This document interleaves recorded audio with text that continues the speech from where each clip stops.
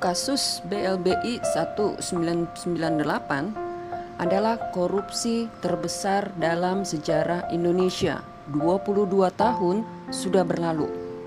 Kasus korupsi ini masih menyisakan kerugian negara hingga kini belum tuntas. Melanjutkan bahasan sebelumnya, di sini kita uraikan satu dari beberapa kasus korupsi BLBI yang melibatkan banyak pemegang dan pelaksana keputusan. Tak dapat dipungkiri, dimanapun kasus yang melibatkan elit politik, pemegang kekuasaan pasti sulit berharap kasus ini dapat dituntaskan sesuai harapan. Namun demikian, kita perlu tahu akar masalah dan mengapa kasus ini tidak bisa diselesaikan. Bagaimana korupsi dilakukan secara tersistematis menggunakan pasal hukum dan kental koneksitas. Dalam uraian ini tidak menggambarkan detail kejadian, namun dapat diambil kesimpulan umum agar tidak salah dalam menginterpretasikan. Mekanisme pemberian dana BLBI dikucurkan sebagai dampak krisis moneter saat itu. Pemerintah memberikan dana segar agar obligor dapat mengembalikan dana nasabah. Karena memang saat itu terjadi ras. Obligor penerima dana mengagunkan asetnya sebagai pengganti sebelum menerima kucuran dana tersebut.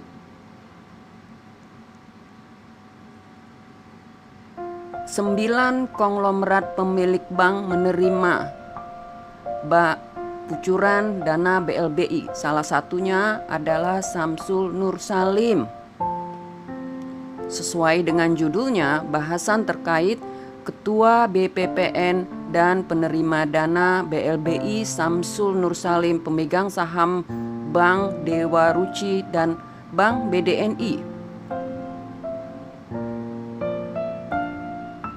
BDNI adalah bank yang kegiatan salah satunya menyalurkan pinjaman ke petani tambak, atau disebut dengan plasma. Samsul Nur Salim dan istrinya sebagai pemegang saham seharusnya menyerahkan asetnya sebagai agunan ketika menerima kucuran dana BLBI. Namun ternyata dalam pelaksanaannya tidak sesuai prosedur. Dana dicairkan terlebih dulu, baru kemudian aset di-assessment oleh pihak independen menaksir nilai aset yang diagunkan. Ternyata aset dinilainya di bawah dari yang diterima BLBI. Nilai aset tersebut tidak sesuai pengakuan, tidak sesuai dengan saat ketika penandatanganan MSAA. Belum lagi, ternyata aset tersebut telah berpindah tangan pemiliknya.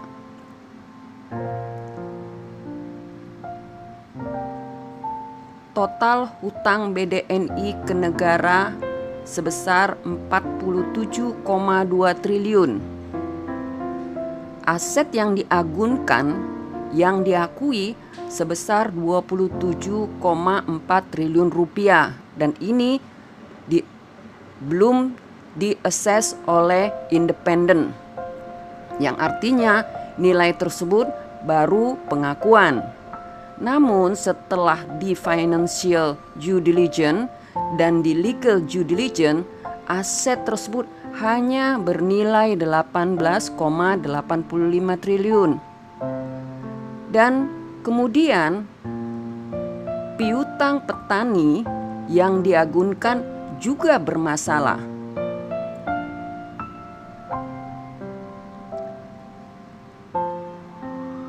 Entah apa sebabnya, seharusnya kucuran dana turun setelah penyerahan aset yang sudah dilakukan due diligence. Ini tidak dilakukan. bahkan asetnya juga bermasalah. Selanjutnya, BDNI menghentikan operasinya alias bubar, meninggalkan masalah kewajiban sebesar 4,8 triliun, yang mana kemudian Ketua BPPN melakukan restrukturisasi hutang BDNI sebesar 1 triliun, namun tidak menyebutkan sisa 3,7 triliun tersebut.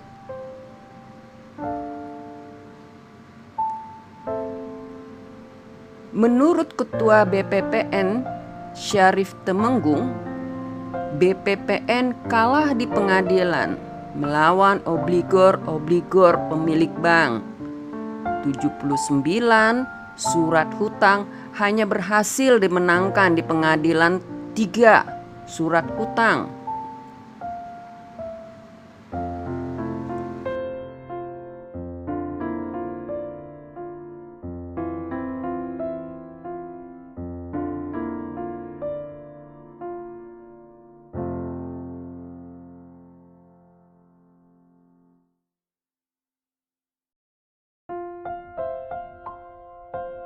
Kemudian akhirnya Ketua BPPN Syarif Temenggung meminta agar BPPN dibubarkan, yang pada akhirnya dana negara yang dikucurkan ke obligor hanya dapat dikembalikan sebesar 24%. Tidak sampai di situ, kemudian Syarif Temenggung mengeluarkan surat keterangan lunas kepada Samsul Nur Salim berdasarkan impres yang kala itu ditandatangani oleh Ibu Megawati. Impres tersebut sebenarnya adalah untuk mengikat dan memberikan kepastian hukum bagi obligor jika sudah menyelesaikan kewajibannya, dan jika belum diselesaikan, BPPN wajib melakukan penyitaan aset dan atau menagihnya. Sementara Samsul Nur Salim belum menyelesaikan kewajibannya.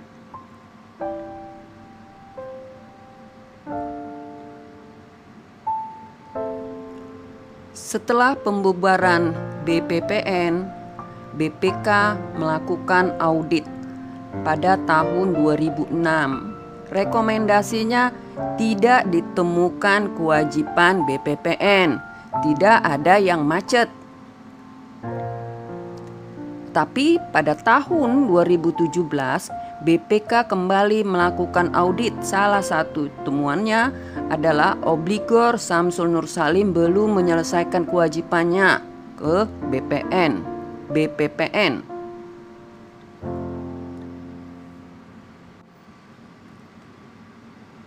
Mantan Ketua BPPN Syarif Temenggung ini pun ditahan oleh KPK.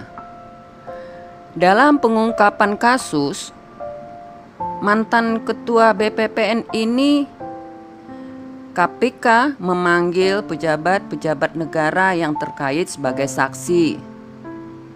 Tak hanya juga mantan Presiden Megawati juga dipanggil saat itu.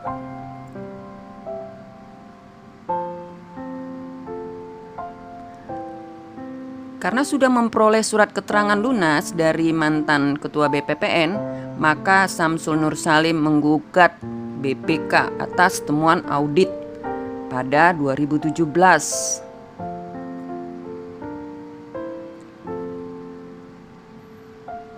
Selama proses gugatan ke BPK, 4 bulan sejak temuan BPK, Samsul Nur Salim beserta istri melarikan diri ke Singapura. KPK kemudian mengeluarkan daftar pencarian orang terhadap keduanya. Sementara Syarifuddin terus menghadapi persidangan demi persidangan hingga tingkat kasasi. Inilah tim hakim pemutus kasus Syarifuddin Temenggung, mantan ketua BPPN.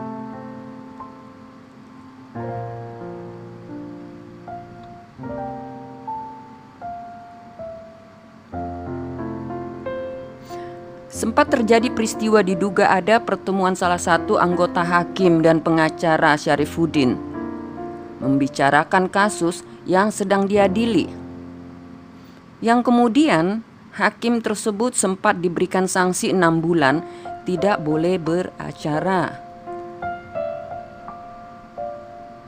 Tak lama kemudian Syarifuddin menang di Mahkamah Agung, yang dianggap bahwa dengan bebasnya Syarifuddin juga membebaskan Samsul Nur Salim. Alasannya kasus tersebut merupakan satu paket.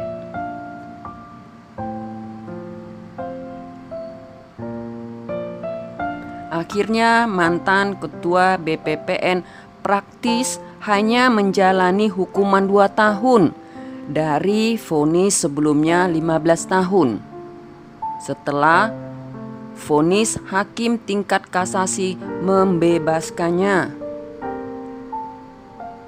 KPK melakukan upaya banding, mengajukan peninjauan kembali, namun kembali ditolak Mahkamah Agung karena dianggap sebagai upaya luar biasa.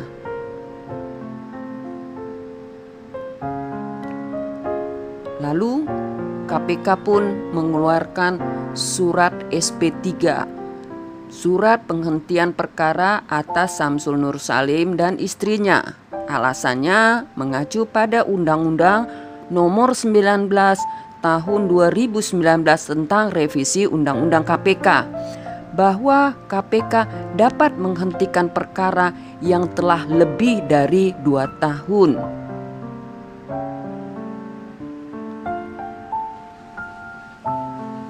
Setelah mantan BPPN Syarif Temenggung tidak lagi menjabat dan dibebaskan, yang bersangkutan memiliki 14 perusahaan. Tak hanya sebuah lembaga masyarakat anti korupsi turut bersuara dan ingin agar kasus Syarifuddin diangkat kembali, karena kasus Syarifuddin Temenggung tidak menggugurkan kasus Samsul Nur Salim. Inilah ringkasan perjalanan kasus korupsi terbesar dalam sejarah yang berlangsung 22 tahun silam.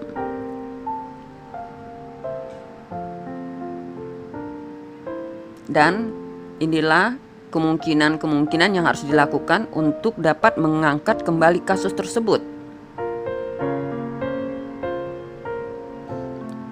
Karena sejak awal pengusutan kasus ini sudah salah penanganan. Seharusnya kasus ini bukan pidana tetapi perdata.